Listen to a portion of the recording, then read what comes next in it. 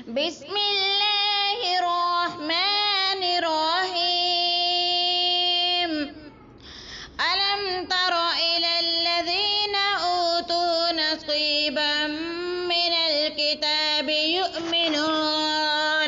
يؤمنون بالجبت والطاغوت ويقولون للذين كفروا هؤلاء أهدى من الذين آمنوا سبيلا. أولئك الذين لعنهم الله، ومن يلعن الله فلن تجد له نصيرا. أم لهم نصيب من الملك فإذا لا يؤتون الناس نقيرا. أم يحسدون الناس على ما آتاهم الله من فضله، فقد آتينا آل إبراهيم الكتاب والحكمة وآتيناهم ملكا عظيما.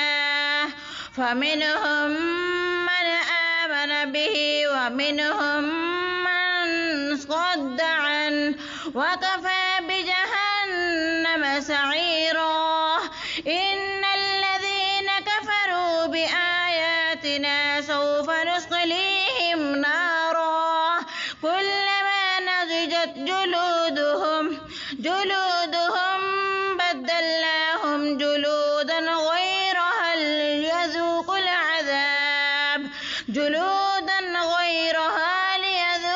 العذاب. إن الله كان عزيزا حكيما.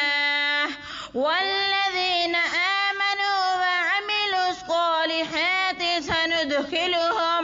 سندخلهم جنات تجري من تحتها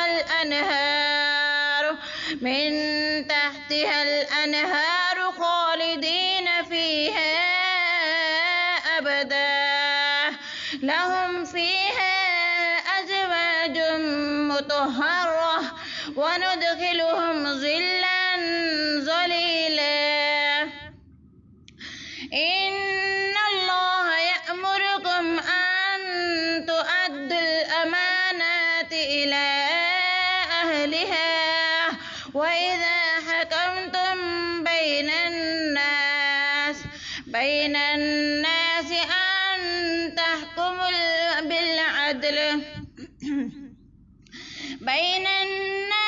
أن تحكموا بالعدل. إن الله نعم ما يعظكم به، إن الله كان سميعا بصيرا.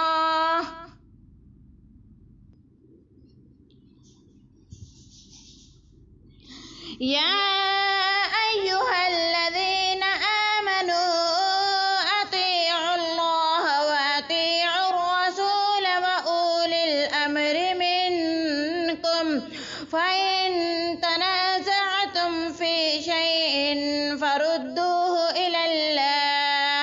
إلى الله والرسول، وإن كنتم تؤمنون بالله واليوم الآخر ذلك خير وأحسن تأويلا.